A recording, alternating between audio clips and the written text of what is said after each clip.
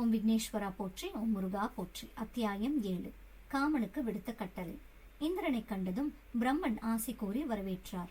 இந்திரன் அவரை நமஸ்கரித்து தாம் தவம் செய்ததையும் இறைவன் அருள் செய்ததையும் எடுத்துச் சொல்லி, பிதாமகரே, நாங்கள் இன்னும் எவ்வளவு காலம் காத்திருக்க வேண்டும் என்று நெஞ்சுருக வேண்டினான். இந்திரா, குழந்தைகளுக்கு நோய் ஏற்பட்டால் தாய் தந்தையர் தான் அதை போக்குவிப்பார்கள். அவ்விதமே இறைவன் நம் விஷயத்தில் அருள் செய்திருக்கிறார். நம்முடைய தீமைகள் நீங்கும் காலம் நெருங்கிவிட்டது என்றே நம்பலாம். இருப்பினும் நாமும் சில முயற்சிகளை செய்ய வேண்டும். வைகுந்தம் சென்று பரந்தாமனை காண்போம் என்று அவனை விஷ்ணுவிடம் அழைத்துச் சென்றார். இந்திரன் மூலம் செய்திகளை கேட்டதும் விஷ்ணுவும் அவர்களுக்கு நல்ல காலம் நெருங்கிவிட்டது என்றே தெரிவித்தார். அமரேசா, முன்னர் நாம் ஈசனை அவமதிக்க தக்ஷனால் நடத்தப்பட்ட யாகத்தில் கலந்து கொண்டோம் அல்லவா? அதன் பயனாகவே இத்தனை துன்பங்களுக்கும் ஆளாக நேர்ந்தது. இப்போதுதான் இறைவனுக்கு நம் மீது கருணை ஏற்பட்டுள்ளது.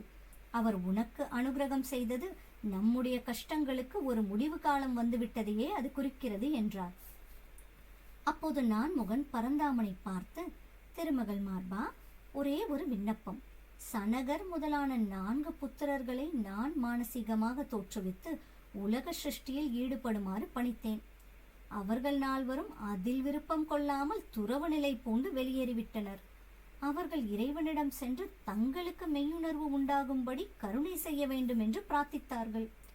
ஈசன் கையிலையில் கல்லாள மரத்தின் கீழ் யோகத்தில் அமர்ந்து விட்டதால் சகலமான உயிர்களும் காமத்தை ஒழித்து ஞான மார்க்கத்தில் இறங்கிவிட்டன. என் படைப்பு தொழிலும் ஸ்தம்பித்து விட்டது. தேவியோ ஹீமவான் புத்திரியாகி இமாச்சலத்தில் தவம் செய்து வருகிறாள். இவ்விதம் ஈசனும் தேவியும் தனித்தனியே யோகத்தில் இறங்கிவிட்டால் இந்திரனுக்கு அருளியவாது திருக்குமரன் எவ்வாறு தோன்றுவார்? தாங்கள் தான் இதற்கொரு மார்க்கத்தை காட்ட வேண்டும் என்றார். பக்தரட்சகா, சூரபத்மனுடைய செயல்களை தடுத்து நிறுத்துவார் யாரும் இல்லை. இந்திரலோகம் அவன் வசப்பட்டு விட்டது. என் மகனையும் அவருடைய வீரர்கள் சிறைப்பிடித்து சென்று விட்டனர். இத்தகைய கஷ்டங்களுக்கெல்லாம் முடிவு காலம் நெருங்கிவிட்டது என்று எல்லோரும் கூறுகிறார்கள். ஆனால் என் விஷயத்தில் அது காணல் நீராகவே இருக்கிறது என்று வேதனையோடு கூறினான் இந்திரன். இந்திரா, அளவற்ற துன்பங்களுக்கு ஆளாகிவிட்டதால் நீ இவ்வாறு பேசுகிறாய். ஈசன் உனக்கு அனுகிரகம் செய்தது நிறைவேறியே தீரும். ஹீமவான் புத்திரியாம் தேவி அவதரித்து அவரையே மணக்க வேண்டும் என்று தவம் புரிந்து வருகிறாள். இறைவனுடைய யோக நிலையை கலைத்து அவர் தேவியை மனம் புரிந்து கொள்ள செய்தால் குமரவேல் அவதாரம் செய்வார் என்றார் பரந்தாமன். பிரபு, ஈசனை நெருங்கி அவருடைய யோக நிலையை கலைப்பதென்பது நிகழக்கூடிய காரியமா என்று தயக்கத்தோடு கேட்டான் இந்திரன். மன்மதனை வரவழை, அந்த காரியத்திற்கு ஏற்றவன் அவனே என்றார் பரந்தாமன். பிரம்மன், இந்திரன் முதலானோர் சத்தியலோகத்திற்கு திரும்பினர். நான்முகன் மன்மதனை அங்கே வரவழைக்க மனதில் அவனை பற்றி சிந்தித்தார். விரைவிலேயே மன்மதன் அங்கு வந்தான். நான்முகனை வணங்கி, வேதஸ்வரூபியே, என்னை பார்க்க தாங்கள் விரும்பியதன் காரணம் என்னவோ தயை கொண்டு தெரிவிக்க வேண்டும் என்று கேட்டான். மன்மதா, உன்னால் முக்கியமாக ஒரு காரியம் நடக்க வேண்டியிருக்கிறது. அசுரன் சூரபத்மனால் நானும் தேவர்களும் பட்டு வரும் துன்பங்கள் கொஞ்ச நஞ்சமல்ல.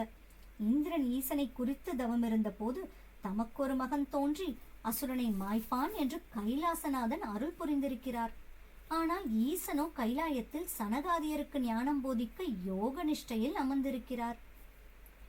இமாலயத்தில் தவம் புரிந்து வரும் தேவியை அவர் மணந்து கொண்ட பின்னரே குமாரன் தோன்றுவான். அத்திருமணம் நிகழ்வதற்கு முதலில் ஈசனுடைய யோக நிஷ்டையை கலைக்க வேண்டும்.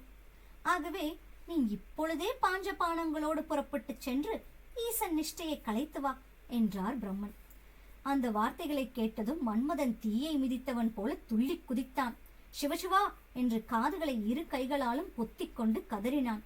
ஐயனே, நான் என்ன பாவம் செய்தேனோ இன்று தங்கள் திருவாக்கால் இத்தகைய வார்த்தைகளை கேட்க நேர்ந்தது.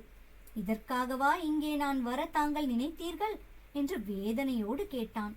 மன்மதா, நான் என்ன சொல்லிவிட்டேன்? தேவர்களுக்காக ஒரு நல்ல காரியத்தை செய்யுமாறு சொன்னேன் என்றார் பிரம்மன். ஐயனே, எனக்கு உரிய பணியைத்தான் நீங்கள் குறிப்பிடுகிறீர்கள். என்னுடைய பானங்களால் என் தந்தையான பரந்தாமனையே திருமகள் முதலானோரிடம் மயக்கம் கொள்ளுமாறு செய்தேன். நீங்கள் தோற்றுவித்த கலைமகளை நீங்கள் விரும்பி அடையுமாறு செய்ததும், உம்முடைய தொடையிலிருந்து உண்டான ஊர்வசியை நாடி நீங்கள் அலைந்ததும் என்னுடைய புஷ்ப பானங்களே. முனிவர்களும் என் பானங்களுக்கு அடிமையாகவில்லையா? அந்த காரணத்தாலே இப்பொழுது என்னை இப்பயங்கர விஷயத்தில் ஈடுபடுமாறு தூண்டுகிறீர்கள். ஈசனுடைய மகிமையை நன்கு உணர்ந்த தாங்களா இவ்விதம் எனக்கு கட்டளையிடுகிறீர்கள்? பரமனை என்னால் நெருங்க முடியுமா? அவ்விதம் நெருங்கிவிட்டாலும் அவருடைய திருமேனியை புஷ்பபானங்களால் அடித்துவிட்டு நான் உயிர் மீண்டு வர முடியுமா? அவரை கண்ட மாத்திரத்திலே என் செயல்கள் அனைத்தும் அடங்கி ஒடுங்கி போய்விடுமே. நான் உயிருடன் இருப்பதை நீங்கள் விரும்பவில்லையா? இப்படி ஒரு பயங்கரமான தண்டனையை எனக்கு ஏன் அளிக்கிறீர்கள் என்று மன்றாடினான் மன்மதன். மன்மதா, நீ நிலைமையை நன்கு உணராது பேசுகின்றாய்.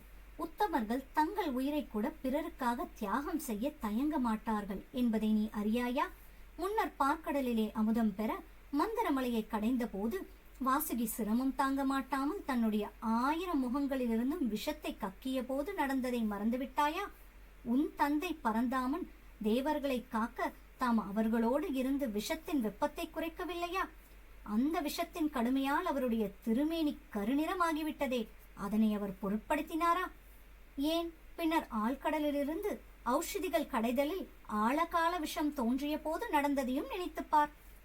அண்ட சராசரங்களும் பிழைத்திருக்க வேண்டும் என்ற கருணையால் ஈசன் அந்த விஷத்தை கிரகித்து விழுங்கி தொண்டையில் கருமை நிறத்தை பெறவில்லையா? உன் தந்தை விஷ்ணுவுடன் எதிர்த்து போரிட்டு தசசி முனிவரிடம் இந்திரன் சென்று யாசித்த போது அவர் சிறிதும் தடை சொல்லாது தம்முடைய எலும்புகளை கொண்டு வஜ்ராயுதத்தை செய்து அதனால் விருத்திராசனை அழிக்க உயிரை தரவில்லையா? இன்னும் எத்தனை எத்தனை சொல்ல வேண்டும்? மற்றவருடைய நன்மைக்காக தம்முடைய உயிரை அற்பமாக எண்ணுபவர் என்றென்றும் புகழுடன் வாழவில்லையா? சூரபத்மனால் தேவர்கள் தாங்க முடியாத துயரங்களை அடைந்து வருகிறார்கள். அவர்களுக்காக நீ இந்த பணியை ஏற்கத்தான் வேண்டும் என்றார் பிரம்மன். அப்போதும் மன்மதன் மறுப்பு சொன்னான். ஐயனே, என்னை கட்டாயப்படுத்த வேண்டாம் என்று தங்களுடைய திருப்பாதங்களை பிடித்துக்கொண்டு மன்றாடுகிறேன். ஈசனிடம் மட்டும் என்னை அனுப்ப வேண்டாம். வேறு எந்த காரியத்தை சொன்னாலும் மகிழ்ச்சியுடன் நிறைவேற்றித் தர சித்தமாயிருக்கிறேன் என்று கண்களில் நீர் மல்க கூறினான். பிரம்மன் எவ்வளவோ எடுத்து கூறியும் மன்மதன் அதற்கு இணங்காது மறுத்து பேசுவதைக் கண்ட இந்திரன் பெரிதும் மனம் கலங்கினான். இறைவன் அருள் செய்தும் அந்த காரியம் நிறைவேறாது போய்விடுமோ என்று பயந்தான். உடலும் உள்ளமும் நடுங்க பிரம்மனை பார்த்தான். அவன் நிலையை நன்கு உணர்ந்த பிரம்மன் பாவனையால் அவனுக்கு தைரியம் சொன்னார். மன்மதா, நான் எவ்வளவோ சொல்லியும் நீ மறுப்பது அழகல்ல. என் வார்த்தையை ஏற்று இந்த காரியத்தை முடிக்கப் போகிறாயா இல்லையா? தெளிவாக சொல்லிவிடு. என் வார்த்தைக்கு இணங்க மறுத்தால் கொடிய சாபத்தை அளிப்பேன் என்பதையும் நினைவில் கொள். என்ன சொல்கிறாய் என்று கோபத்தோடு கேட்டார் பிரம்மன். பிரம்மனுடைய கோபத்தை கண்ட மன்மதன் சிறிது தயங்கினான். ஈசனிடம் செல்வதென்பது நெருப்பு குண்டத்தில் குதிப்பது போலத்தான். உயிருடன் மீண்டு வருவது இயலாத காரியம். பிரம்மனுடைய வேண்டுகோளை மறுத்தாலோ சாபம் பற்றும். முக்கியமாக ஏமாற்றத்தின் காரணமாக உயிரை இழக்குமாறு சபித்து விடுவார். பிரம்மனுடைய சாபத்தால் உயிர் இழப்பதை காட்டிலும் ஈசனுடைய கோபத்துக்கு ஆளாகி உயிரிழப்பதே மேல் என்று தோன்றியது. அதனால் நன்மை ஏற்படும் என்பதையும் உணர்ந்தான். ஐயனே, எந்த வகையிலும் என் உயிர் பிழைத்திருக்கப் போவதில்லை என்பது தீர்மானமாகிவிட்டது. இழக்கும் உயிரை ஈசன் கோபத்துக்கு ஆளாகி இழப்பதே உய்யும் மார்க்கம். கோபத்தை விடுங்கள், இப்பொழுதே கைலை நோக்கி புறப்படுகிறேன் என்றான். இந்திரனுடைய முகம் மலர்ந்தது. ஓடி வந்து மன்மதனை கட்டி தழுவிக்கொண்டான். மன்மதா, அஞ்சாதே. நல்ல காரியம் செய்ய புகுந்த உன்னை நான் எவ்வாறு பாராட்டுவது என்பதே எனக்கு தெரியவில்லை. அசுரனுடைய கொடுமைகளுக்கு முடிவு கட்டுவதற்கு குமரன் பிறக்க நீ கைலாயம் செல்கிறாய். உனக்கு எந்தவித ஆபத்தும் நிகழாது என்று நினைக்கிறேன். ஈசன் நிஷ்டையை கலைத்து அவர் உள்ளத்தில் காமத்தை பொங்கி எழச் செய்ய வேண்டும் என்று வேண்டினான்.